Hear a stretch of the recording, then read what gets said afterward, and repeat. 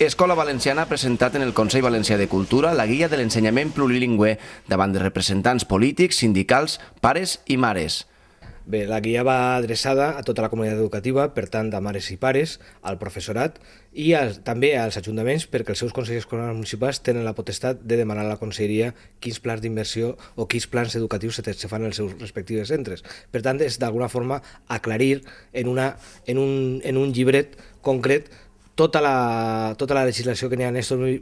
vigent i que ens agradaria des d'Escola Valenciana que això se simplificarà molt més. El material ha estat elaborat per la Comissió d'Educació de l'entitat i coordinat per l'Oficina de Drets Lingüístics. Hem detectat en les coordinadores comarcals que n'hi ha moltes vegades els pares que volen un ensenyament en valencià o immersió lingüística i que no és possible.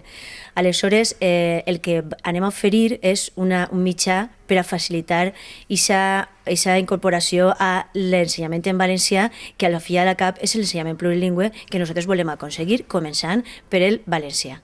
Pares i mares de les escoles Lluís Vives de Silla i Emili Lluc de Nàquera, als quals se'ls ha vetat el dret a l'ensenyament en valencià als fills, han explicat els avantatges de la guia. De moment, primer la informació, perquè els pares no ens arriba els plaços, no sabem a qui tenim que parlar, en qui tenim que dirigir-se, ni res.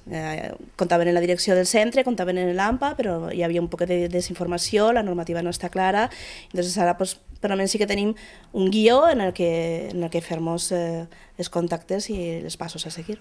Des d'Escola Valenciana i en concret des de l'Oficina de Drets Lingüístics el que va fer és un full informatiu que va adreçat a totes les AMPes, a totes les escoles i a tots els ajuntaments per a que puguen descarregar-se des de la nostra pàgina web este material que creiem importantíssim.